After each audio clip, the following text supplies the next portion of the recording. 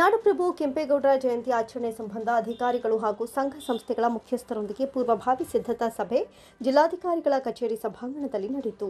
ಅಖಿಲ ಕರ್ನಾಟಕ ಒಕ್ಕಲಿಗರ ಸಂಘದ ರಾಜ್ಯ ಉಪಾಧ್ಯಕ್ಷ ಎಲ್ ಕೃಷ್ಣ, ಅಖಿಲ ಕರ್ನಾಟಕ ಒಕ್ಕಲಿಗರ ಸಂಘದ ಮಹಿಳಾ ಅಧ್ಯಕ್ಷೆ ಸುಜಾತಾ ಕೃಷ್ಣ, ಮುಖಂಡರಾದ ಶಿವಶಂಕರ್, ಅಶೋಕ್, ನೇಗಿಲಯೋಗಿ, ಸಮಾಜ ಸೇವಾ ಟ್ರಸ್ಟ್ನ ಅಧ್ಯಕ್ಷ ರಮೇಶ್ ಸೇರಿದಂತೆ ವಿವಿಧ ಸಂಘಟನೆಗಳ ಸದಸ್ಯರು ನಾಡಪ್ರಭು ಕೆಂಪೇಗೌಡರ ಜಯಂತಿ ಆಚರಣೆ ಸಂಬಂಧ ತಮ್ಮ ಸಲಹೆ ಸೂಚನೆಗಳನ್ನು ನೀಡಿದರು. ನಾವೆಲ್ಲ ಫೋರ್ಸ್ ಮಾಡಾದ್ಮೇಲೆ ಅದು ಒಂದ್ ಕಡೆ ಎಲ್ಲಾ ಕಡೆ ಕೆಂಪೇಗೌಡ ಜಯಂತಿ ಬಗ್ಗೆ ಒಂದೊಂದು ಎಲ್ಲಾ ಇಲಾಖೆಗಳ ಮೇಲೂ ಲೈಟ್ ಅವೇರ್ನೆಸ್ ಮಾಡಿಸೋದು ಒಂದು ವಿಚಾರವಾಗಿ ಹಾಗೂ ಅದರಲ್ಲಿ ಬಂದು ಭಾಗವಹಿಸಬೇಕು ಅಂತ ನಾವು ಒಕ್ಕಲಿಗರ ಸಂಘಟನೆಗಳು ಹೋಗಿ ಎಲ್ಲರೂ ಕೂಡ ರಿಕ್ವೆಸ್ಟ್ ಮಾಡ್ಕೊಂಡು ಅದು ನಿಮ್ಮಂತೆ ಜಿಲ್ಲಾಡಳಿತದಲ್ಲೇ ಆದ ಪಕ್ಷದಲ್ಲಿ ಅದಿನ್ನು ಉತ್ತಮವಾಗಿ ಮಕ್ಕಳ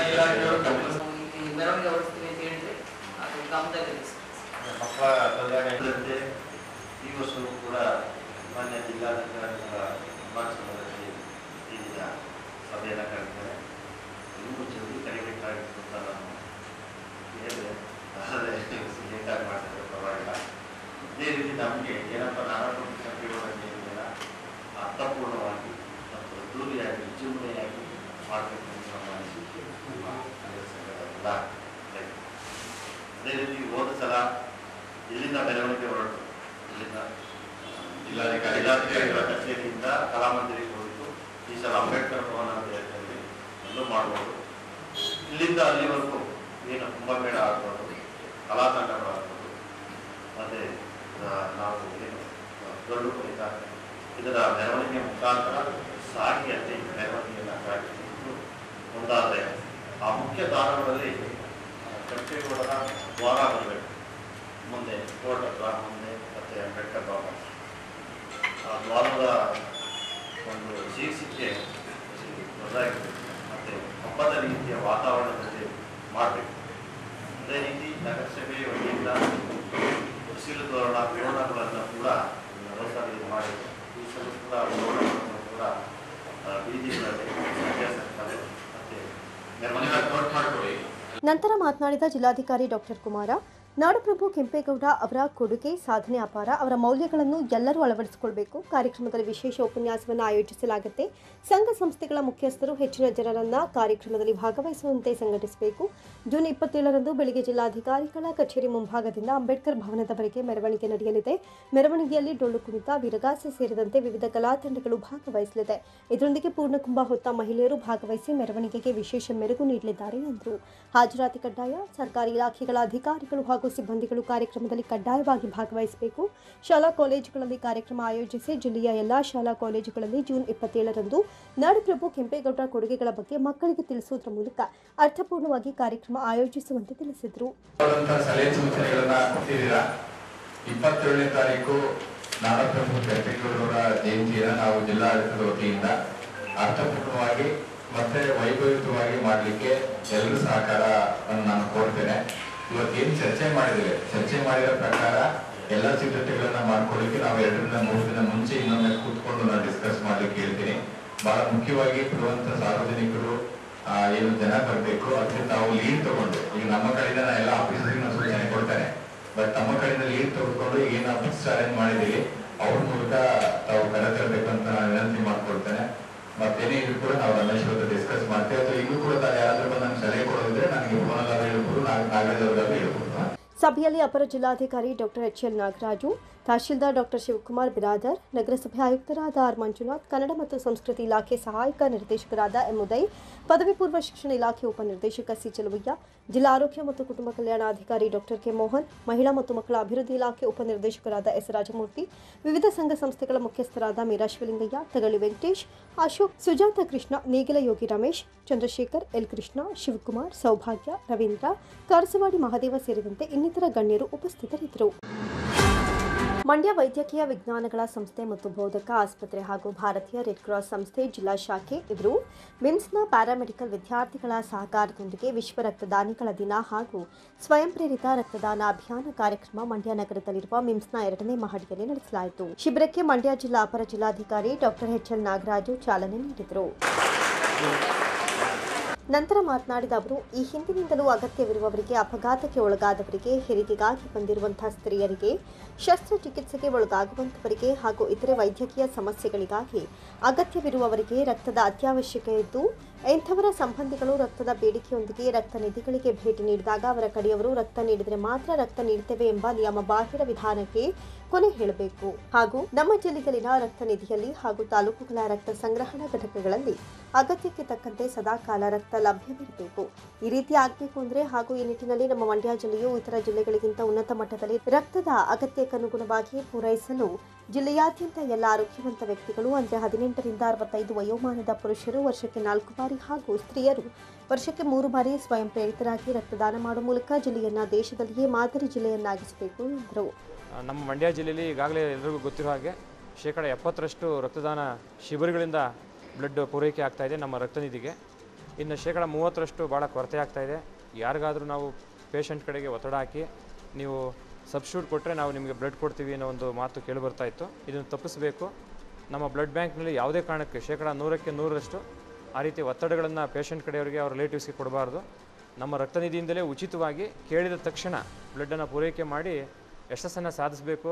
ಆರೋಗ್ಯ ಕ್ಷೇತ್ರದಲ್ಲಿ ಮಂಡ್ಯ ಜಿಲ್ಲೆ ಅದರಲ್ಲಿ ವಿಶೇಷವಾಗಿ ರಕ್ತದಾನ ಪೂರೈಕೆಯಲ್ಲಿ ಪ್ರಥಮ ಸ್ಥಾನ ನಿಲ್ಲಬೇಕು ಅಂತೇಳಿ ಭಾಳಷ್ಟು ದಿನಗಳಿಂದ ನಾವೆಲ್ಲರೂ ಕೂಡ ಕೆಲಸ ಮಾಡ್ತಾಯಿದ್ದೀವಿ. ರಕ್ತದಾನ ಮಾಡೋದು ಒಂದು ಶ್ರೇಷ್ಠ ಕೆಲಸ ಅನ್ನೋದು ಜನರಿಗೆ ಅರಿವಾಗುತ್ತೆ. ರಕ್ತದಾನ ಮಾಡೋದ್ರಿಂದ ಅವರ ಆರೋಗ್ಯವು ಕೂಡ ವೃದ್ಧಿ ಆಗುತ್ತೆ. ಮತ್ತು ಜನರಲ್ಲಿರುವಂಥ ಒಂದು ಭಯ ಏನಿದೆ, ನಾನು ರಕ್ತದಾನ ಮಾಡಿಬಿಟ್ರೆ ವೀಕ್ ಆಗ್ತೀನಿ ಮತ್ತು ಅಂತೇಳಿ ಏನು ಭಯ ಇದೆ ಅದು ನಿವಾರಣೆ ಆಗುತ್ತೆ. ಮತ್ತು ಇತ್ತೀಚೆಗೆ ನಾನು ಗಮನಿಸಿರೋ ಹಾಗೆ ನಮ್ಮ ಮಂಡ್ಯ ಇನ್ಸ್ಟಿಟ್ಯೂಟ್ ಆಫ್ ಮೆಡಿಕಲ್ ಸೈನ್ಸ್ನ ಆವರಣದಲ್ಲಿ ಭಾಳಷ್ಟು ರೋಗಿಗಳು ಎಲ್ಲ ಯಂಗ್ಸ್ಟರ್ಸು ಹತ್ತಿರ 30-40 ವಯೋಮಾನದ ಪೇಷಂಟ್ಗಳೇ ಜಾಸ್ತಿ ಬರ್ತಾಯಿದ್ದಾರೆ. ಮತ್ತು ಅದು ಹೆರಿಗೆಗೆ ಬರ್ಬೋದು, ಆಪ್ರೇಷನ್ಗೆ ಬರ್ಬೋದು, ಬೇರೆ ಬೇರೆ ಉದ್ದೇಶಗಳಿಗೆ ಬರ್ಬೋದು, ಶಸ್ತ್ರಚಿಕಿತ್ಸೆಗೆ. ಆವಾಗ ಬ್ಲಡ್ ಕೊಡಲೇಬೇಕಾದಂಥ ಅನಿವಾರ್ಯತೆ ಇದೆ. ಈ ದೃಷ್ಟಿಯಿಂದ ನಾನು ವಿಶೇಷವಾಗಿ ನಮ್ಮ ಪ್ಯಾರಾಮೆಡಿಕಲ್ ಕಾಲೇಜಿನ ಎಲ್ಲ ವಿದ್ಯಾರ್ಥಿಗಳಿಗೆ ಮತ್ತು ನಮ್ಮ ಭಾರತೀಯ ರೆಡ್ ಕ್ರಾಸ್ ಸಂಸ್ಥೆ ಮಂಡ್ಯ ಘಟಕಕ್ಕೆ ಅಭಿನಂದನೆ ಸಲ್ಲಿಸ್ತೇನೆ. ಭಾರತೀಯ ರೆಡ್ ಕ್ರಾಸ್ ಸಂಸ್ಥೆಯಿಂದ ಭಾಳಷ್ಟು ಕೆಲಸಗಳನ್ನ ನಾವು ಮಾಡ್ತಾಯಿದ್ದೀವಿ. ನಾನು ಅದರಲ್ಲಿ part and parcel of the officer ನೋಡ್ತಾ ಇದ್ದೇನೆ. ಇಡೀ ಜಿಲ್ಲೆಯಲ್ಲಿ ಇಂಥದ್ದೊಂದು ಕ್ಯಾಂಪ್ಗಳು ಆಗಿ ಇಡೀ ರಾಜ್ಯದಲ್ಲೇ ಪ್ರಥಮ ಸ್ಥಾನ ಬರಬೇಕು ಅಂತ ನಮ್ಮ ಆಸೆ ಇದೆ. ಭಾರತೀಯ ರೆಡ್ ಕ್ರಾಸ್ ಸಂಸ್ಥೆ ಜಿಲ್ಲಾ ಸಭಾಧ್ಯಕ್ಷೆ ಡಾಕ್ಟರ್ ಮೀರಾ ಶಿವಲಿಂಗಯ್ಯ ಈ ಸಂದರ್ಭದಲ್ಲಿ ಮಾತನಾಡಿದ್ದು, ಭಾರತೀಯ ರೆಡ್ ಕ್ರಾಸ್ ಸಂಸ್ಥೆ ಮಿಮ್ಸ್ ಹಾಗೂ ಇತರ ಸಂಘ ಸಂಸ್ಥೆಗಳ ಸಹಭಾಗಿತ್ವದಲ್ಲಿ ಈ ಕಾರ್ಯಕ್ರಮವನ್ನು ಆಯೋಜಿಸಿದ್ದು, ಈ ಕಾರ್ಯಕ್ರಮದ ಉದ್ದೇಶ ಅತಿ ಹೆಚ್ಚು ಬಾರಿ ಸ್ವಯಂ ಪ್ರೇರಿತರಾಗಿ ರಕ್ತದಾನ ಮಾಡಿದ ರಕ್ತದಾನಿಗಳಿಗೆ ಧನ್ಯವಾದಗಳನ್ನು ಸಮರ್ಪಿಸುವುದಾಗಿದೆ. ಈ ನಿಟ್ಟಿನಲ್ಲಿ ಅತಿ ಉತ್ಸಾಹದಿಂದ ಭಾಗವಹಿಸುವಂತಹ ಮಿಮ್ಸ್ನ ಅರೆ ವೈದ್ಯಕೀಯ ವಿದ್ಯಾರ್ಥಿಗಳು ಹಾಗೂ ಅವರ ಬದ್ಧತೆ, ಸಮಾಜಕ್ಕೆ ಅಗತ್ಯವಿರುವ ರಕ್ತವನ್ನು ಪೂರೈಸಲು ಹಮ್ಮಿಕೊಳ್ತಾ ಇರುವಂತಹ ರಕ್ತದಾನ ಶಿಬಿರಗಳು ಹಾಗೂ ಇವರ ಸಮಾಜಮುಖಿ ಕಾರ್ಯ ನಿಜಕ್ಕೂ ಅನುಕರಣೀಯ. ಈ ರಕ್ತಕ್ಕೆ ಯಾವುದೇ ಪರ್ಯಾಯವಿಲ್ಲ. ಆದ್ದರಿಂದ ಸಾರ್ವಜನಿಕರು ಸ್ವಯಂ ಪ್ರೇರಿತರಾಗಿ ಆಗಮಿಸಿ ರಕ್ತದಾನ ಮಾಡಬೇಕು. ಆ ಮೂಲಕ ತಮ್ಮ ಆರೋಗ್ಯ ಹಾಗೂ ಸಮಾಜದ ಆರೋಗ್ಯ ಉತ್ತಮ ರೀತಿಯಲ್ಲಿ ಇರಿಸಿಕೊಳ್ಳಲು ಸಹಕರಿಸಬೇಕು ಅಂತ ತಿಳಿಸಿದರು. ಇದು ನಿಜಕ್ಕೂ ತುಂಬ ಒಂದು ಸಂತೋಷದ ವಿಷಯ. ಸಮಾಜಕ್ಕೆ ತುಂಬ ಅವಶ್ಯಕತೆ ಇರತಕ್ಕಂಥದ್ದು ಈ ರಕ್ತದಾನ. ಸೊ ಹಾಗಾಗಿ ಇಲ್ಲಿ ಯುವಕ ಯುವತಿಯರು ಇಷ್ಟು ಉತ್ಸಾಹದಿಂದ ಪಾಲ್ಗೊಂಡಿರೋದು ಅವರ ಒಂದು ಸಜ್ಜನಿಕೆಯನ್ನು ತೋರಿಸುತ್ತೆ. ಹಾಗೆ ಅವರು ತಮ್ಮ ವೃತ್ತಿಗೆ ಎಷ್ಟು ಡೆಡಿಕೇಟ್ ಆಗಿದ್ದಾರೆ, ಸಮಾಜಕ್ಕೆ ಎಷ್ಟು ಒಂದು ಗೌರವ, ಭಕ್ತಿ ಮತ್ತು ಎಷ್ಟು ಅದಕ್ಕೇನಾದರೂ ಒಂದು ಸಹಾಯ ಮಾಡಬೇಕು ಸಮಾಜಕ್ಕೆ ಅಂತ ಒಂದು ಕಳಕಳಿಯಿಂದ ಇಲ್ಲಿ ಭಾಗಿಯಾಗಿದ್ದಾರೆ. ಅದು ತುಂಬ ಸಂತೋಷ ಕೊಡುತ್ತೆ. ಹಾಗೆಯೇ ಈ ರಕ್ತ ಅನ್ನೋದು ತುಂಬ ಅವಶ್ಯಕತೆ ಇದೆ. ಏಕೆಂದರೆ ರಕ್ತಕ್ಕೆ ಪರ್ಯಾಯವಾಗಿ ಯಾವುದೇ ಒಂದು ಕೃತಕ ರಕ್ತ ಬಂದಿಲ್ಲದೆ ಇರೋದ್ರಿಂದ ರಕ್ತವನ್ನು ಔಷಧಿ ಅಂತ ತಿಳಿದು ಎಲ್ಲರೂ ಕೂಡ ಇದರ ಒಂದು ಪ್ರಯೋಜನವನ್ನು ಪಡ್ಕೊಳ್ತಾ ಇದ್ದಾರೆ. ಇದರಿಂದ ಲಕ್ಷಾಂತರ ಜನರ ಪ್ರಾಣ ಉಳಿದಿದೆ ಈ ರಕ್ತದಾನದಿಂದ. ಕಾರ್ಯಕ್ರಮದಲ್ಲಿ ಮಿಮ್ಸ್ ನಿರ್ದೇಶಕ ಡಾಕ್ಟರ್ ನರಸಿಂಹಸ್ವಾಮಿ, ಪ್ಯಾರಾಮೆಡಿಕಲ್ ಬೋಧಕರು ಮತ್ತು ರಕ್ತನಿಧಿ ಕೇಂದ್ರದ ವೈದ್ಯರುಗಳು, ಸಿಬ್ಬಂದಿಗಳು ಹಾಜರಿದ್ದರು. ನಾಡಪ್ರಭು ಕೆಂಪೇಗೌಡರ ಜಯಂತಿ ಆಚರಣೆಯ ಸಂಬಂಧ ವಿವಿಧ ಸಂಘ ಸಂಸ್ಥೆಗಳ ಮುಖ್ಯಸ್ಥರೊಂದಿಗೆ ಪೂರ್ವಭಾವಿ ಸಿದ್ಧತಾ ಸಭೆ ನಗರದ ಪ್ರವಾಸಿ ಮಂದಿರದಲ್ಲಿ ನಡೆಯಿತು. ಕನ್ನಡ ಸಾಹಿತ್ಯ ಪರಿಷತ್ ಮಾಜಿ ಅಧ್ಯಕ್ಷರಾದ ಜಿಟಿ ವೀರಪ್ಪ ಮಾತನಾಡಿ, ಕೆಂಪೇಗೌಡ ಸಮಿತಿ ಜಿಲ್ಲಾ ಮಂತ್ರಿ ಮತ್ತು ಜಿಲ್ಲಾಧಿಕಾರಿಗಳಿಗೆ ಸಭೆ ಕರೆದು ನಾಡಪ್ರಭು ಕೆಂಪೇಗೌಡರ ಪ್ರತಿಮೆ ಶೀಘ್ರದಲ್ಲೇ ನಿರ್ಮಿಸಲು ತೀರ್ಮಾನಗಳನ್ನು ತೆಗೆದುಕೊಳ್ಳಬೇಕು ಎಂದರು. ನಾಡಪ್ರಭು ಕೆಂಪೇಗೌಡರ ಜಯಂತಿಯನ್ನು ಎಲ್ಲರೂ ಒಗ್ಗಟ್ಟಿನಿಂದ ಸಂಭ್ರಮದಿಂದ ಆಚರಿಸಬೇಕು ಎಂದರು. ಸಭೆ ಮಾಡಿ ಜಿಲ್ಲಾಡಳಿತ, ಜಿಲ್ಲಾ ಮಂತ್ರಿ ಎಲ್ಲ ಸಭೆ ಮಾಡಿದ್ರು ಕೂಡ ಇದಾಗಿಲ್ಲ. ಅದಕ್ಕೆ ನಮ್ಮ ಏನು ಕೆಂಪೇಗೌಡ ಒಂದು ಸಮಿತಿ ಇದೆ, ಆ ಸಮಿತಿಯ ಒಂದು ಮೀಟಿಂಗ್ ಕರೆದು ಜಿಲ್ಲಾ ಮಂತ್ರಿಗಳನ್ನ ಜಿಲ್ಲಾಡಳಿತ DC ಆಫೀಸಲ್ಲೇ ಒಂದು ಮೀಟಿಂಗ್ ಕರೆದು ಅಲ್ಲೇ ಪ್ರತಿಮೆ ಹಿಂಗೆ ಆಗಬೇಕು, ಸುಮ್ಮನೆ ಮುಂದೂಡ್ಕೊ ಹೋಗ್ತಾರೆ ಬೇಡ ಅಂತೇಳಿ ಅದಕ್ಕೆ ಒಂದು ಸಭೆ ಮಾಡಿ ಆ ಸಭೆಯಲ್ಲಿ ತೀರ್ಮಾನ ಮಾಡಿ ಮುಂದುವರಿಯುವುದು ತುಂಬ ಸೂಕ್ತ.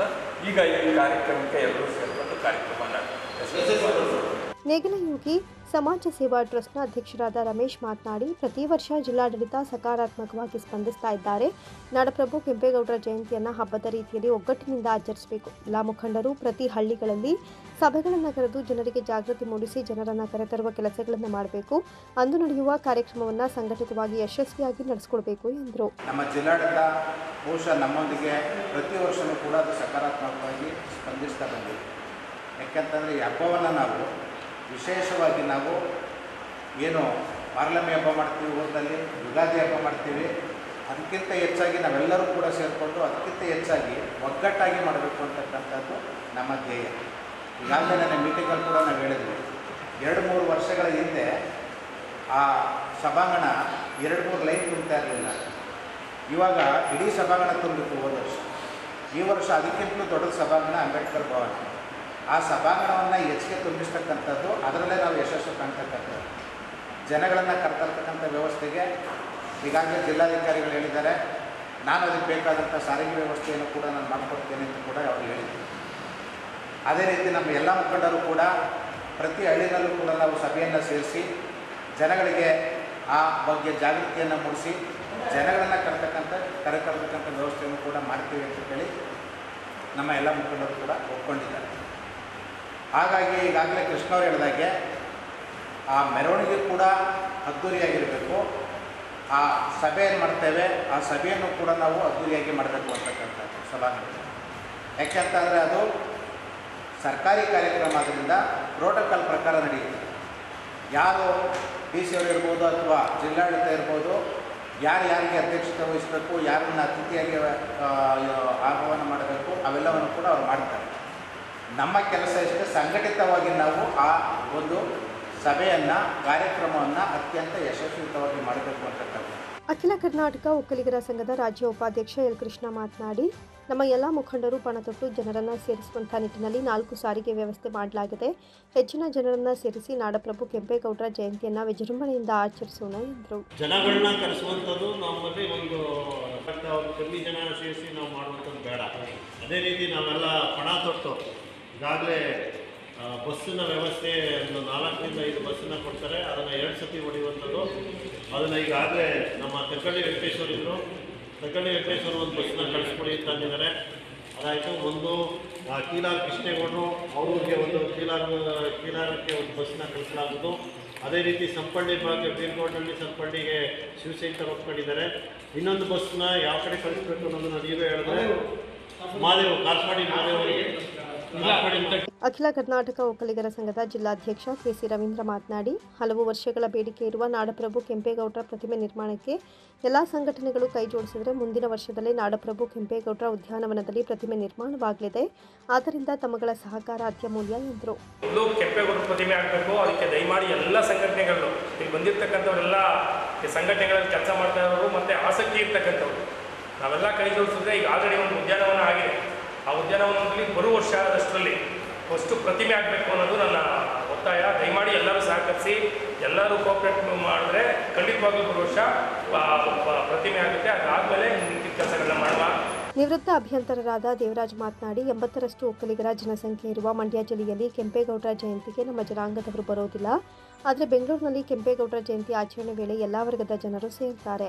ಜೂನ್ 27ರಂದು ನಡೆಯುವ ಕೆಂಪೇಗೌಡರ ಜಯಂತಿಗೆ ಮನೆಗೆ ಒಬ್ಬ ಬರಬೇಕು ಎನ್ನುವಂತಹ ಪ್ರತೀತಿ ಮೈಗೂಡಿಸಿಕೊಳ್ಬೇಕಾದ್ರೆ ಸಂಘಟನೆಗಳು ಜಾಗೃತಿ ಮೂಡಿಸುವಂಥ ನಿಟ್ಟಿನಲ್ಲಿ ಕೆಲಸಗಳನ್ನು ಮಾಡಬೇಕು ಎಂದರು. ಒಂದೇ ಜನಾಂಗದ ಜನ ಯಾರಾದರೂ ಒಂದು ಜಿಲ್ಲೆಯಲ್ಲಿ 80%, 75% ಇದ್ದಾರೆ ಅಂತಂದರೆ ಈ ರಾಜ್ಯದಲ್ಲಿ ಒಂದು ಜಿಲ್ಲೆಯಲ್ಲಿ ಇರುವಂಥ ಒಂದು ಜನಾಂಗ ಅಂತಂದರೆ ಒಕ್ಕಲಿಗ ಸಮಾಜ ಜನಾಂಗ, ಅದು ಮಂಡ್ಯ ಜಿಲ್ಲೆಯಲ್ಲಿದೆ. ಈ ಒಂದು ಕ್ರೆಡಿಬಿಲಿಟಿ ಈ 30 ಜಿಲ್ಲೆಯಲ್ಲಿ ಯಾವ ಜಿಲ್ಲೆಯಲ್ಲೂ ಇದು ಇಲ್ಲ. ಆದರೆ ಬೆಂಗಳೂರಿನಲ್ಲಿ ಕೆಂಪೇಗೌಡ ಜಯಂತಿ ಆಚರಿಸ್ಬೇಕಾದ್ರೆ ಒಂದು ರೀತಿ ಬೆಂಗಳೂರು ಕರಗದಲ್ಲಿ ಹೆಂಗೆ ಜನ ಸೇರ್ತಾರೋ ಆ ರೀತಿ ಎಲ್ಲ ವರ್ಗದ ಜನರು ಸೇರ್ತಾರೆ. ಇಲ್ಲಿ ನಮ್ಮ ಜನಗಳೇ ಬರೋದಿಲ್ಲ, ಎಲ್ಲರೂ ಕರಿಬೇಕು. ಕರ್ಸ್ಕೊಂಡು ಯಾರು ಬರಬಾರ್ದು. ಜೂನ್ 27 ಕೆಂಪೇಗೌಡ ಜಯಂತಿ ಇದೆ, ಮನಗೊಬ್ಬವನು ಬರಬೇಕು ಅನ್ನುವಂಥ ಒಂದು ಪ್ರತೀತಿಯನ್ನು ಜನ ಮೈಗೂಡಿಸ್ಕೊಳ್ಬೇಕಾದ್ರೆ ಯಾವ ರೀತಿ ಕಾರ್ಯಕ್ರಮಗಳು ಮಾಡಬೇಕು, ಯಾವ ರೀತಿ ಅದು ಮನೆಗೆ ತಲುಪಬೇಕು ಅನ್ನೋದನ್ನು ಎಲ್ಲ ಸಂಘಟನೆಗಳು ಮನಸ್ಸು ಮಾಡಿ.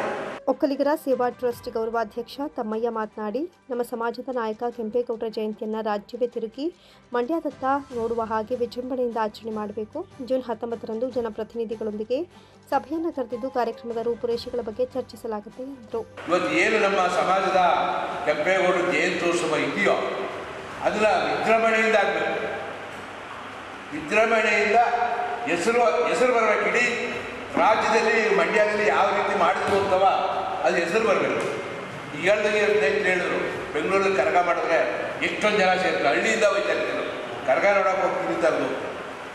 ಕೆಂಪೇಗೌಡರು ಜಯಂತ್ಯೋತ್ಸವ ನೋಡಬೇಕು ಅಂತ ಪ್ರತಿ ಹಳ್ಳಿಯಿಂದ ಜನ ಬರಬೇಕು. ಆ ಥರ ಮಾಡಬೇಕಾದ್ರೆ ಏನು ಹೊಸದಾಗಿ ಅಳವಡಿಸ್ಕೊಂಡು ಈಗೇನು ನಾವು ಪ್ರಚಾರ ಸಮಿತಿ ಏನು ಮಾಡ್ತೀವಿ, ಅವರು ಸುತ್ತಮುತ್ತ ಹಳ್ಳಿ ಏನೋ ಒಂದು 50 ಹಳ್ಳಿ 100 ಹಳ್ಳಿ ಇರ್ಬೋದು, ಎಲ್ಲ ಹಳ್ಳಿಗೂ ಬೇಕಾದ್ರೆ ಹೋಗಿಕೊಂಡು ಹ್ಯಾಂಡ್ ಬಿಲ್ಸ್ ಹಾಕ್ಸೋದು ಅಂತ ತೀರ್ಮಾನ ಇದೆ. ಹ್ಯಾಂಡ್ ಬಿಲ್ಸ್ ಹಾಕ್ಕೊಂಡು ನಾನು ಕೂಡ ಬರ್ತೀನಿ. ಪ್ರತಿಯೊಂದು ಹಳ್ಳಿಗೂ ನಮ್ಮ ಎಲ್ಲ ಸಂಘಟನೆಯಲ್ಲಿ ಒಬ್ಬೊಬ್ಬರು ಬನ್ನಿ. ನಮ್ಮ ಏನು ಟ್ರಸ್ಟ್ ವತಿಯಿಂದ ಕೂಡ ಸೀರಿಯಸ್ ಆಗಿ ಎಲ್ಲ ತಗೊಂಡು ಎಲ್ಲ ಕಡೆಗೂ ಹೋಗಿ ಜನಗಳನ್ನು ಸೇರಿಸೋಣ. ತಾವೆಲ್ಲ ಭಾಳ ಶ್ರಮ ವಹಿಸಿ ಶ್ರದ್ಧೆ ವಹಿಸಿ ಪ್ರತಿಯೊಬ್ಬರೂ ಈಗ ಸೋಮವಾರ ಒಂದು ಮೀಟಿಂಗ್ ಕರೆಗೆ ಹೇಳ್ತಾರೆ, ಶಾಸಕರು ಬರ್ತಾರೆ, 1 ಗಂಟೆ ಹೆಚ್ಚು ಕಡಿಮೆ ಟೈಮಿಂಗ್ಸ್ ಹೇಳ್ತಾರೆ. ಈಗ ಅದನ್ನು ಕರ್ಕೊಂಡು ನೀವು ಎಲ್ಲ ಸಂಘಟನೆಯವರು ಅವತ್ತು ಬರಬೇಕಾಗ್ತದೆ. ಸಭೆಯಲ್ಲಿ ಒಕ್ಕಲಿಗರ ಸೇವಾ ಟ್ರಸ್ಟ್ನ ಜಿಲ್ಲಾಧ್ಯಕ್ಷ ಬಸವೇಗೌಡ, ಉಪಾಧ್ಯಕ್ಷ ಬಿಆರ್ ಕೃಷ್ಣೇಗೌಡ, ಜಿಲ್ಲಾ ಪಂಚಾಯತ್ ಮಾಜಿ ಅಧ್ಯಕ್ಷ ತಗಳ್ಳಿ ವೆಂಕಟೇಶ್, ಕರ್ನಾಟಕ ರಕ್ಷಣಾ ವೇದಿಕೆಯ ಜಿಲ್ಲಾಧ್ಯಕ್ಷ ಶಂಕರೇಗೌಡ, ಜಿಲ್ಲಾ ಒಕ್ಕಲಿಗರ ಸಂಘದ ಜಿಲ್ಲಾಧ್ಯಕ್ಷ ತಮ್ಮೇಗೌಡ, ಅಖಿಲ ಕರ್ನಾಟಕ ಒಕ್ಕಲಿಗರ ಒಕ್ಕೂಟದ ಅಧ್ಯಕ್ಷ ಗೋಪಾಲ್, ಕಬ್ಬು ಬೆಳೆಗಾರರ ಸಂಘದ ಅಧ್ಯಕ್ಷ ವೇಣುಗೋಪಾಲ್, ಒಕ್ಕಲಿಗರ ಸಂಘದ ಮುಖಂಡರಾದ ಶಿವಶಂಕರ್, ಮಲ್ಲಿಕಾ, ನಾಗಲಿಂಗಪ್ಪ, ಜಲೇಂದ್ರ, ಎಂಎನ್ ಶಿವರಾಮ್, ಕಾರಸವಾಡಿ ಮಹದೇವು ಸೇರಿದಂತೆ ವಿವಿಧ ಸಂಘ ಸಂಸ್ಥೆಗಳ ಪದಾಧಿಕಾರಿಗಳು, ಕುಲ ಬಾಂಧವರು ಹಾಜರಿದ್ದರು.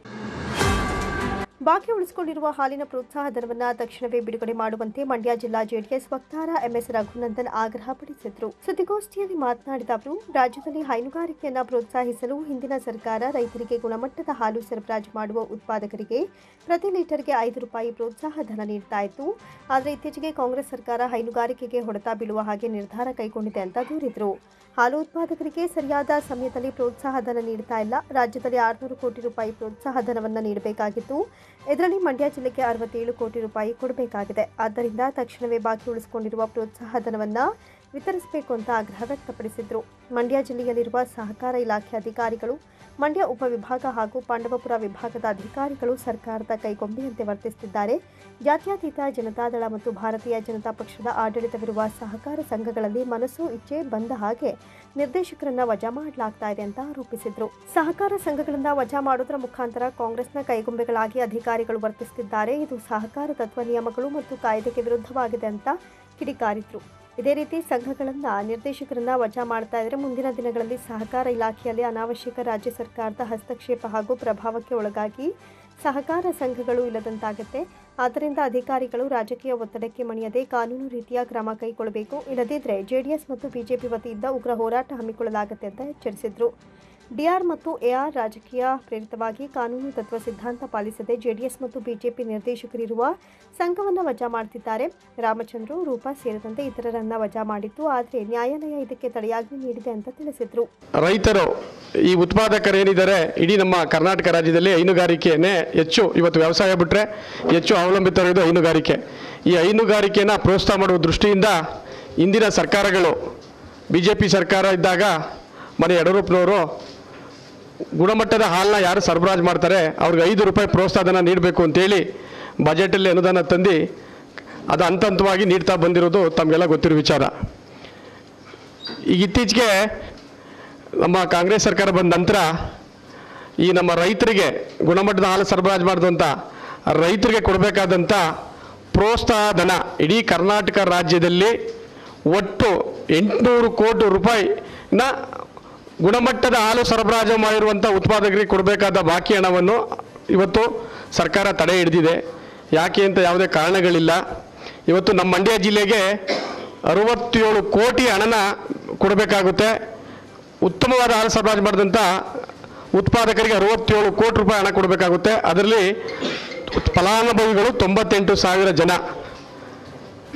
ಇವತ್ತು ಸರ್ಕಾರ ಯಾಕೆ ಅಂದರೆ ಬೇರೆ ಬೇರೆ ಭಾಗ್ಯಗಳಿಗೆ ಹಣ ನೀಡುತ್ತಾ ಹೋಗ್ತಾ ಇವತ್ತು ಹೈನುಗಾರಿಕೆನೇ ಅವಲಂಬಿತರುವಂಥ ರೈತರಿಗೆ, ಅದರ ಉತ್ಪಾದಕರಿಗೆ ಪೆಟ್ಟನ್ನ ನೀಡ್ತಾ ಬಂದಿದೆ. ಇದನ್ನು JDS ಮತ್ತು BJP ಪಕ್ಷ ಎರಡು ಖಂಡಿಸುತ್ತೆ. ಮುಂದಿನ ದಿನಗಳಲ್ಲಿ ಇವತ್ತು ಹೈನುಗಾರಿಕೆನೇ ಅವಲಂಬಿತ. ತಮಗೆಲ್ಲ ಗೊತ್ತಿರುವ ಹಾಗೆ ಇವತ್ತು ಬರ, ಇಂಥ ಬರದಲ್ಲೂ ಕೂಡ ನಮ್ಮ ಮಂಡ್ಯ ಜಿಲ್ಲೆಯಲ್ಲಿ ಇವತ್ತು ಇಡೀ ನಮ್ಮ ಮಂಡ್ಯ ಜಿಲ್ಲೆ ಇತಿಹಾಸದಲ್ಲೇ ಪ್ರಥಮ ಬಾರಿಗೆ ಇವತ್ತು 11 ಲಕ್ಷ ಲೀಟ್ರನ್ನ ನಾವು ಶೇಖರಣೆ ಮಾಡ್ತಾ ಇದ್ದೀವಿ. ಇದು ಇತಿಹಾಸ. ಇದುವರೆಗೂ ಇಷ್ಟು ಹಾಲು ಇಡೀ ಮಂಡ್ಯ ಜಿಲ್ಲೆ ಇತಿಹಾಸದಲ್ಲಿ ಶೇಖರಣೆ ಆಗಿರಲಿಲ್ಲ. ಮೊನ್ನೆ ಅಂಕಿಅಂಶದ ಪ್ರಕಾರ 11 ಲಕ್ಷ ಲೀಟ್ರ್ ಹಾಲನ್ನ ನಾವು ಇವತ್ತು ಶೇಖರಣೆ ಮಾಡ್ತಾ ಇದ್ದೀವಿ. ಇದ್ರ ಉದ್ದೇಶ ಏನಪ್ಪ ತಮಗೆಲ್ಲ ಗೊತ್ತಿರುವ ಹಾಗೆ, ಎಂಥ ಬರ ಇದ್ದರೂ ಕೂಡ ಇವತ್ತು ರೈತರು ಹೈನುಗಾರಿಕೆನ ಅವಲಂಬಿತರಾಗಿದ್ದಾರೆ. ಇಂಥ ಪರಿಸ್ಥಿತಿಗಳಲ್ಲೂ ಕೂಡ ಹೆಚ್ಚು ಹಾಲನ್ನ ಇವತ್ತು ಸಂಘಗಳಿಗೆ, ಸಹಕಾರ ಸಂಘಗಳಿಗೆ ಇವತ್ತು ಹಾಲನ್ನ ಸರಬರಾಜು ಮಾಡ್ತಾ ಬಂದಿದ್ದಾರೆ. ಅದರ ಗುಣಮಟ್ಟದಲ್ಲೂ ಕೂಡ ಮಂಡ್ಯ ಜಿಲ್ಲೆ 2ರಿಂದ 3ನೇ ಸ್ಥಾನದಲ್ಲಿದೆ. ಇವತ್ತು ರೈತ ಸಂಪೂರ್ಣ ಇವತ್ತು ಹೈನುಗಾರಿಕೆನ ಅವಲಂಬಿತನಾಗಿದ್ದಾನೆ. ಇಂಥ ಸಂದರ್ಭದಲ್ಲಿ ಸರ್ಕಾರ ಏನು 5 ರೂಪಾಯಿ ಕೊಡಬೇಕು ಅಂತ ಪ್ರೋತ್ಸಾಹಧನನ ಘೋಷಣೆಯಾಗಿತ್ತು, ಅದು ಇವತ್ತು ಘೋಷಣೆಯಾಗಿ ನಿಂತಿದೆ.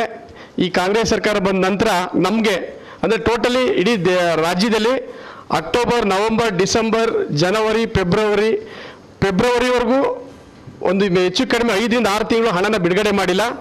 ಮಾರ್ಚ್, ಏಪ್ರಿಲಲ್ಲಿ ಬಿಡುಗಡೆ ಮಾಡಿದ್ದಾರೆ. ಅದು ಸಂಪೂರ್ಣವಾಗಿ ಉತ್ಪಾದಕರಿಗೆ ತಲುಪಿಲ್ಲ. ಕೆಲವೊಂದು ಭಾಗದಲ್ಲಿ ತಲುಪಿದೆ, ಕೆಲವೊಂದು ಭಾಗದಲ್ಲಿ ತಲುಪಿಲ್ಲ. ಇವತ್ತು ಅಂಕಿಅಂಶಗಳ ಪ್ರಕಾರ 600 ಕೋಟಿಗೂ ಹೆಚ್ಚು ಮೇಲ್ಪಟ್ಟು ಇಡೀ ರಾಜ್ಯದಲ್ಲಿ ಇವತ್ತು ಉತ್ಪಾದಕರಿಗೆ ಕೊಡಬೇಕಂತ ಪ್ರೋತ್ಸಾಹಧನನ ಇವತ್ತು ಸರ್ಕಾರ ಬಿಡುಗಡೆ ಮಾಡಬೇಕಾಗಿದೆ. ಮಂಡ್ಯ ಜಿಲ್ಲೆಗೆ 67 ಕೋಟಿನ ಬಿಡುಗಡೆ ಮಾಡಬೇಕಾಗಿದೆ. ಮುಂದಿನ ದಿನಗಳೇ ಅತಿ ಶೀಘ್ರದಲ್ಲೇ ಇವತ್ತು ಈ ಹೈನುಗಾರಿಕೆ ನಂಬಿರುವಂಥ ಉತ್ಪಾದಕರ ಒಂದು ಒಳತಿಗೆ, ಅವರ ಸಂಕಷ್ಟಕ್ಕೆ ಇವತ್ತು ಸರ್ಕಾರ ಏನಾದರೂ ಬರಲಿಲ್ಲ ಅಂತಂದರೆ ನಮ್ಮ ಎರಡು ಪಕ್ಷದ ವತಿಯಿಂದ ಮಂಡ್ಯ ಜಿಲ್ಲೆಯಿಂದಲೇ ಒಂದು ನಮ್ಮ JDS ಪಕ್ಷ ಮತ್ತು BJPಯಿಂದ ಒಂದು ಉಗ್ರವಾದ ಪ್ರತಿಭಟನೆ ಮಾಡ್ತೀವಿ ಅಂತ ಹೇಳ್ತಾ ಕಾಳೇಗೌಡ ಅವರು ಮಾತನಾಡಿ, ಹಿಂದಿನ ಆಡಳಿತ ಮಂಡಳಿಯ ವೈಫಲ್ಯವನ್ನ ಮುಚ್ಚಿಡಲಾಗ್ತಾ ಇದೆ. ನಮ್ಮ ಕೆಲಸಗಳನ್ನು ಮಾಡಿಕೊಡಲು ವಿಳಂಬ ನೀತಿ ಅನುಸರಿಸಲಾಗ್ತಾ ಇದೆ. ಆದರೆ ಚುನಾವಣೆ ವಿಚಾರದಲ್ಲಿ ಮಾತ್ರ ನಮ್ಮನ್ನ ಗುರಿಯಾಗಿಟ್ಟುಕೊಂಡು ತೊಂದರೆ ನೀಡಲಾಗ್ತಾ ಇದೆ ಅಂತ ವಾಗ್ದಾಳಿ ನಡೆಸಿದ್ರು. ಏನು ನಮ್ಮ ಈಗಿನ AR ನಮ್ಮ ಎಲೆಕ್ಷನ್ ನಡೆಗಂಟ್ಲು ತುಂಬ ಕೆಲವು ಲೂಫೋಲ್ ಇಟ್ಕೊಂಡು ಕೆಲವು ಏನು ನೀವು ಹಿಂದಿನ ಬೋರ್ಡಲ್ಲಿ ಏನು ನಡೆದಿತ್ತು ಅವೆಲ್ಲ ಲೂಫೋಲ್ ಇಟ್ಕೊಂಡು ನನ್ನ ಮೇಲೆ ಒಂದು ಕೇಸ್ ಹಾಕಿ ತುಂಬ ಇದು ಮಾಡಿದೆ. ಆದ್ದರಿಂದ ನಾನು ಸುಧಾ ಒಬ್ಬ ಲಾಯರು ಮೇಡಮರೇ ಕೊಟ್ಟವ್ರೆ. ಈ ಎರಡು ಕೇಸ್ನ ನೋಡ್ತಿರೋದು ಮೇಡಮ್ ನಮ್ಮ ನಂದೀಶ್ ಲಾಯರೇ. ಅಂಥದ್ದಲ್ಲೂ ಸಹ ಅವ್ರ ಕೇಸ ಫಾಸ್ಟ್ ನಡೆಸ್ಬಿಟ್ರು. ನಮ್ದು ಯಾಕೆ ಪೆಂಡಿಂಗ್ ಇಟ್ಟಿರೋರು ಏನೋದೇ ಅರ್ಥ ಆಯ್ತಲ್ಲ. ನಮ್ಮದು ಹಾಲು ಉತ್ಪಾದಕರ ಸಂಘ MGದು ನಮ್ಮನ್ನು ಮಾತ್ರ ಬೇಗ ಪೆಂಡಿಂಗ್ ಇಟ್ಟವ್ರೆ, ಅವ್ರು ಬೇಗ ಮುಗಿಸೇ ಬಿಟ್ಟವ್ರೆ. ಏನು ಕಾರಣ ಇರ್ಬೋದು ಇದರಲ್ಲಿ? ನಂದ ಯಾವ ಮುಂಚೂಣಿಯಾಗಿ ಯಾವ್ದಾರ ಎಲೆಕ್ಷನ್ನು ಇನ್ಯಾವ್ದಾರ ಬಂದಾಗ ಅವತ್ತು ತಗೋದು ನಮ್ಮ ಕೇಶ. ಈ ರೀತಿ ಇವ್ರದ್ದು ಒಂದು ಪ್ಲ್ಯಾನ್ಗಳು ಇವರು. ಸುದ್ದಿಗೋಷ್ಠಿಯಲ್ಲಿ ರಾಮಚಂದ್ರ, ರೂಪಾ, ನಲ್ಲಿಗೆರೆ ಬಾಲು, ವಸಂತ್ ಕುಮಾರ್ ಉಪಸ್ಥಿತರಿದ್ದರು. ಉದ್ಯೋಗ ಖಾತ್ರಿ ಕಾಯ್ದೆ ಸಮರ್ಪಕ ಜಾರಿ, ಕೂಲಿ ಕಾರ್ಮಿಕರಿಗೆ ತಕ್ಷಣವೇ ಉದ್ಯೋಗ, ಕಾಯಕ ಬಂಧುಗಳಿಗೆ ಪ್ರೋತ್ಸಾಹ ಧನ ಸೇರಿದಂತೆ ವಿವಿಧ ಬೇಡಿಕೆಗಳನ್ನು ಈಡೇರಿಸುವಂತೆ ಒತ್ತಾಯಿಸಿ ಅಖಿಲ ಭಾರತ ಜನವಾದಿ ಮಹಿಳಾ ಸಂಘಟನೆ ವತಿಯಿಂದ ಮಂಡ್ಯದ ಜಿಲ್ಲಾ ಪಂಚಾಯಿತಿ ಕಚೇರಿಯಲ್ಲಿ ಎದುರು ಕಾರ್ಮಿಕರು ಪ್ರತಿಭಟನೆಯನ್ನ ನಡೆಸಿದರು. ಮಂಡ್ಯದ ಕಾವೇರಿ ವನದ ಬಳಿ ಜಮಾವಣೆಗೊಂಡ ಕಾರ್ಯಕರ್ತರು ನಂತರ ಅಲ್ಲಿಂದ ಜಿಲ್ಲಾ ಪಂಚಾಯಿತಿ ಕಚೇರಿಯವರೆಗೆ ಮೆರವಣಿಗೆ ನಡೆಸಿ ಜಿಲ್ಲಾ ಪಂಚಾಯಿತಿ ಮುಖ್ಯ ಕಾರ್ಯನಿರ್ವಹಣಾಧಿಕಾರಿಗಳಿಗೆ ಮನವಿ ಪತ್ರ ಸಲ್ಲಿಸಿದರು. ಪ್ರತಿ ವರ್ಷ 200 ದಿನ ಕೆಲಸ 600 ರೂಪಾಯಿ ಕೂಲಿ ಹಣ ಹೆಚ್ಚಿಸಬೇಕು, ಜಿಲ್ಲೆಯಾದ್ಯಂತ ಕೆಲಸ ನೀಡಬೇಕು, 6 ತಿಂಗಳ ಕಾಯಕ ಬಂಧುಗಳ ಪ್ರೋತ್ಸಾಹ ಧನವನ್ನು ವಿತರಿಸಬೇಕು, MMS ಆ್ಯಪ್ ಮೂಲಕ ಹಾಜರಾತಿ ಹಾಕುವುದನ್ನು ಕೈಬಿಡಬೇಕು, ಕೆಲಸ ಮಾಡುವ ಸ್ಥಳದಲ್ಲಿ ಕುಡಿಯುವ ನೀರು, ನೆರಳಿನ ವ್ಯವಸ್ಥೆ, ಪ್ರಥಮ ಚಿಕಿತ್ಸೆ ಪೆಟ್ಟಿಗೆ ನೀಡಬೇಕು, ರೇಷನ್ ಕಾರ್ಡ್ ಆಧಾರದ ಮೇಲೆ ಹೊಸ ಜಾಬ್ ಕಾರ್ಡ್ ನೀಡಬೇಕು, ಬಾಕಿ ಇರುವ ಸಲಕರಣೆ ವೆಚ್ಚವನ್ನು ಕೂಡಲೇ ಬಿಡುಗಡೆ ಮಾಡಬೇಕು, ತಕ್ಷಣವೇ ಟೆಂಡರ್ ಕರೆದು ಕೆರೆ ಅಭಿವೃದ್ಧಿಪಡಿಸಬೇಕು ಅಂತ ಪ್ರತಿಭಟನಾಕಾರರು ಆಗ್ರಹ ವ್ಯಕ್ತಪಡಿಸಿದರು.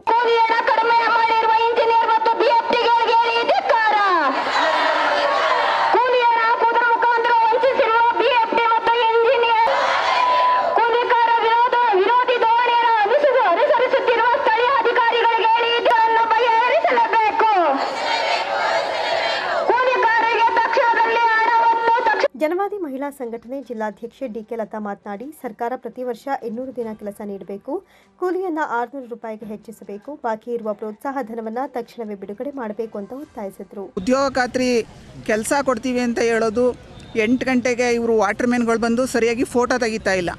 ಅಂತಂದರೆ ವಯಸ್ಸಾದವ್ರು ಇರ್ತಾರೆ, GPS ಮಾಡಿರೋದೇ ಒಂಥವಾದರೆ ಇವ್ರು ಫೋಟೋ ತೆಗಿಯೋದೇ ಒಂಥವು, ಕೆಲಸ ಕೊಡೋದೇ ಒಂಥವು. ಎಲ್ಲರೂ ಒಂದು ಕಡೆ ಫೋಟೋ ತಗೊಂಡು ಬಂದರೆ ಒಂದು ಕಡೆ ಕೆಲಸ ಮಾಡೋದು ಒಂಥವಾಗಿರ್ತದೆ, ಫೋಟೋ ತೆಗಿಯೋದು ಒಂಥವಾಗಿರ್ತದೆ. ಅಲ್ಲಿಗೆ 1 ಕಿಲೋಮೀಟ್ರ್ 2 ಕಿಲೋಮೀಟ್ರಿಂದ ನಡ್ಕೊಂಡು ಬರಬೇಕು ವಯಸ್ಸಾದವರೆಲ್ಲ. ಆ ಥರದಲ್ಲಿರುವಾಗ ನಾವು GPS ಎಲ್ಲಿ ಮಾಡಿರ್ತೀವಿ ಅದೇ ಸ್ಥಳದಲ್ಲಿ ಕೆಲಸ ಕೊಡಬೇಕು. ಕೆಲಸ ಮಾಡಾದ್ಮೇಲೆ ಫೋಟೋ ತೆಗಿಯೋಕ್ಕೆ 2 ಅವರ್ ಮತ್ತೆ ಹೋಗಬೇಕು.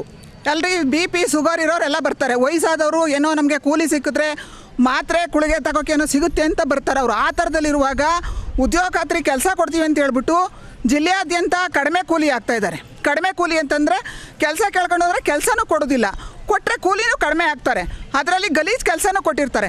ಅದಕ್ಕೆ ನಾವೇನು ಮಾಡ್ತಾಯಿದ್ದೀವಿ, ಅಖಿಲ ಭಾರತ ಜನವಾದಿ ಮಹಿಳಾ ಸಂಘಟನೆ GPS ಎಲ್ಲಿ ಮಾಡಿರ್ತಾರೆ ಅದೇ ಸ್ಥಳದಲ್ಲಿ ನಮಗೆ ಕೆಲಸ ಕೊಡಬೇಕು. ಈ ಕೂಲಿ ಹಣವ ಕರೆಕ್ಟಾಗಿ ಹಾಕಬೇಕು. ಈಗ 339 ರೂಪಾಯಿ ಇರೋದಕ್ಕೆ 242 ರೂಪಾಯಿ ಹಾಕಿದ್ದಾರೆ, ಬರೀ 42 ರೂಪಾಯಿ ಹಾಕಿದ್ದಾರೆ. ಈ ಕೆಲವೊಂದು ಪಂಚಾಯತಿಗಳಲ್ಲಿ 100 ರೂಪಾಯಿ ಹಾಕಿದ್ದಾರೆ. ಆ ಥರದಲ್ಲಿರುವಾಗ ಇವತ್ತು ಅಖಿಲ ಭಾರತ ಜನವಾದಿ ಮಹಿಳಾ ಸಂಘಟನೆ ಜಿಲ್ಲಾ ಸಮಿತಿಯಿಂದ ಹೋರಾಟವನ್ನು ಮಾಡ್ತಾಯಿದ್ದೀವಿ ಸರ್. ಜಿಲ್ಲಾ ಉಪಾಧ್ಯಕ್ಷೆ ಶೋಭಾ ಮಾತನಾಡಿ, ಹಲವಾರು ದಿನಗಳಿಂದ ಪ್ರತಿ ವರ್ಷ 200 ದಿನ ಕೆಲಸ ನೀಡುವಂತೆ ಮನವಿ ಮಾಡಿದ್ದೇವೆ, ಆದರೂ ಕೂಡ ಇದುವರೆಗೂ ನೀಡಿಲ್ಲ. ಆದ್ದರಿಂದ ತಕ್ಷಣವೇ 200 ದಿನ ಉದ್ಯೋಗ ಖಾತ್ರಿ ಯೋಜನೆಯಡಿ ಕೆಲಸ ನೀಡಬೇಕು, ಈ ಕಾಯ್ದೆಯನ್ನು ಸಮರ್ಪಕವಾಗಿ ಜಾರಿಗೆ ತರಬೇಕು ಅಂತ ಆಗ್ರಹ ವ್ಯಕ್ತಪಡಿಸಿದರು. ಸಮಾಜದ ಕಟ್ಟಕಡೆಯ ಜನರ ಬದುಕಿಗೆ ಭರವಸೆಯನ್ನು ತಂದುಕೊಟ್ಟಿರುವಂಥ ಈ ಮಹಾತ್ಮ ಗಾಂಧಿ ರಾಷ್ಟ್ರೀಯ ಗ್ರಾಮೀಣ ಉದ್ಯೋಗ ಖಾತ್ರಿ ಯೋಜನೆಯನ್ನು ದುರ್ಬಲಗೊಳಿಸಲು ಈ ಕೇಂದ್ರ ಮತ್ತು ರಾಜ್ಯ ಸರ್ಕಾರಗಳು ಹೊರಟಿವೆ. ಒಂದು ಕಡೆ ವರ್ಷದಿಂದ ವರ್ಷಕ್ಕೆ ಬಜೆಟ್ನಲ್ಲಿ ನಮಗೆ ಎಷ್ಟು ಕೂಲಿ ಹಣವನ್ನು ಇಡಬೇಕಾಗಿತ್ತು ಅಷ್ಟನ್ನು ಇಡದೇ ಅದೊಂದು ರೀತಿ ದುರ್ಬಲಗೊಳಿಸ್ತಾ ಇದ್ದಾರೆ.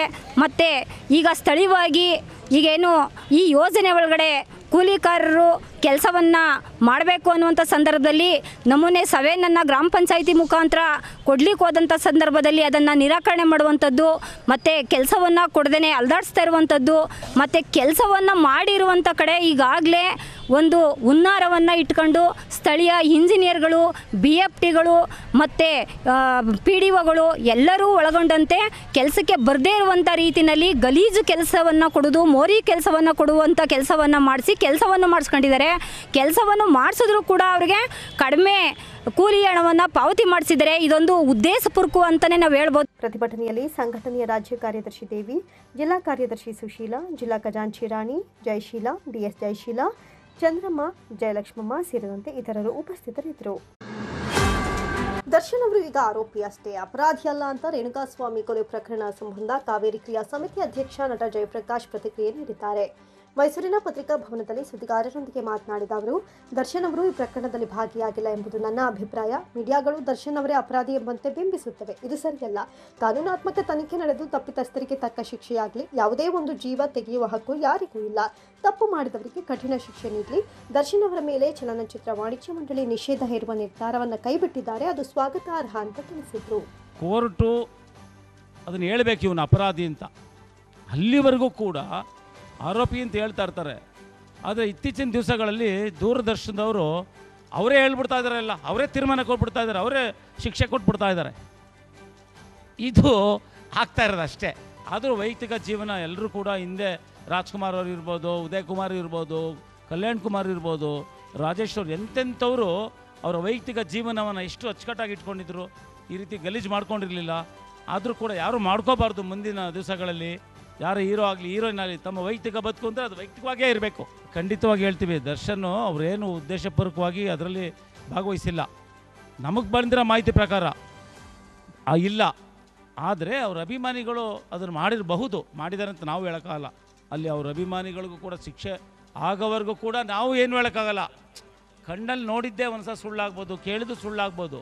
ಅದು ಏನಾದ್ರು ಅಲ್ಲಿ ತನಿಖೆ ನಡೀಲಿ. ಈಗ ಪೊಲೀಸ್ನವರು ಶಕ್ತಿ ಇದೆ ಅವ್ರಿಗೆ, ಅವರು ಕರೆಕ್ಟಾಗಿ ತನಿಖೆ ಮಾಡ್ತಾರೆ, ಶಿಕ್ಷೆ ಕೊಡಿಸ್ತಾರೆ ತಪ್ಪು ಮಾಡೋದವ್ರಿಗೆ. ನಾನು ಕೂಡ ಹೇಳ್ತಾ ಇದ್ದೀನಿ, ಒಂದು ಜೀವನ ತೆಗೆಯೋದಕ್ಕೆ ಯಾರಿಗೂ ಅಧಿಕಾರ ಇಲ್ಲ, ಎಂಥವ್ರಿಗೂ ಅಧಿಕಾರ ಇಲ್ಲ. ತೆಗ್ದಿರೋರಿಗೆ ಶಿಕ್ಷೆ ಆಗಲಿ ಕಠಿಣವಾದ್ದು, ಅದನ್ನು ನಾನು ಹೇಳ್ತಾ ಇದ್ದೀನಿ.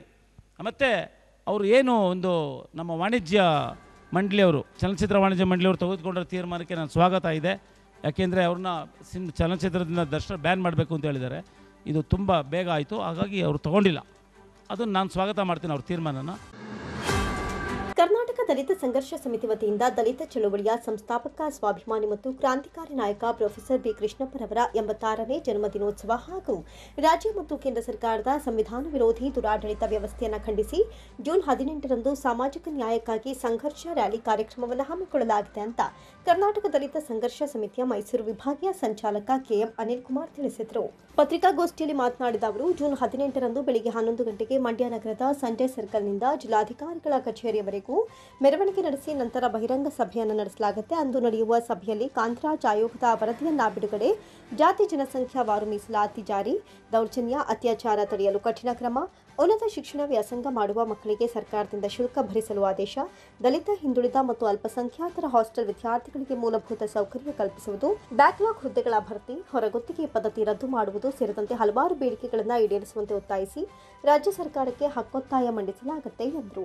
ಅದೇ ರೀತಿ ಎಸ್ಸಿ ಎಸ್ಟಿ ಉಪಯೋಜನಾ ಕಾಯ್ದೆ ರೂಪಿಸಿ ಜನಸಂಖ್ಯೆಗೆ ಅನುಗುಣವಾಗಿ 30% ಅನುದಾನ ಜಾರಿ, ಕೃಷಿ ತಿದ್ದುಪಡಿ ಕಾಯ್ದೆಗಳನ್ನು ವಾಪಸ್ ಪಡೆಯುವುದು, ಮೀಸಲಾತಿ ಮಿತಿಯನ್ನು ವಾಪಸ್ ಪಡೆಯುವುದು, ಕೇಂದ್ರ ಸರ್ಕಾರದ ಸೇವೆಯಲ್ಲಿ ಪರಿಶಿಷ್ಟ ಜಾತಿ ಪಂಗಡದ 2 ಲಕ್ಷ ಬ್ಯಾಕ್ಲಾಗ್ ಹುದ್ದೆಗಳ ಭರ್ತಿ, ಪರಿಶಿಷ್ಟ ಜಾತಿ ಮತ್ತು ಪರಿಶಿಷ್ಟ ಪಂಗಡಗಳ ದೌರ್ಜನ್ಯ ಕಾಯ್ದೆ ತಿದ್ದುಪಡಿ ಸೇರಿದಂತೆ ಹಲವಾರು ಹಕ್ಕೊತ್ತಾಯಗಳನ್ನು ಕೇಂದ್ರ ಸರ್ಕಾರಕ್ಕೆ ಮಂಡಿಸಲಾಗುತ್ತೆ ಎಂದರು. ಕರ್ನಾಟಕ ದಲಿತ ಸಂಘರ್ಷ ಸಮಿತಿ ಪ್ರೊಫೆಸರ್ ಕೃಷ್ಣಪ್ಪ ಸ್ಥಾಪಿತ ವೆಂಕಟಗಿರಿಯ ರಾಜ್ಯಾಧ್ಯಕ್ಷರ ಅಧ್ಯಕ್ಷತೆಯಲ್ಲಿ ನಡೀತಕ್ಕಂತಹ ಕರ್ನಾಟಕ ದಲಿತ ಸಂಘರ್ಷ ಸಮಿತಿಯವರ ವತಿಯಿಂದ ದಿನಾಂಕ 18/6/2024 ಮಂಗಳವಾರ ಏನು ಕರ್ನಾಟಕ ರಾಜ್ಯದಲ್ಲಿ ಅಥವಾ ಭಾರತ ದೇಶದಲ್ಲಿ ದಲಿತ ಚಳುವಳಿಗಳ, ದಲಿತರ ಶೋಷಣೆಗಳ ಮತ್ತು ದಲಿತರ ಹಕ್ಕುಗಳ, ದಲಿತರ ಹೋರಾಟಗಳ ಚಳುವಳಿಯನ್ನು ಹುಟ್ಟಾಕಿದಂಥ ಪ್ರೊಫೆಸರ್ ಕೃಷ್ಣಪ್ಪರವರ ಜನ್ಮ ದಿನೋತ್ಸವ ಈ ತಿಂಗಳ 9ನೇ ತಾರೀಕಿತ್ತು.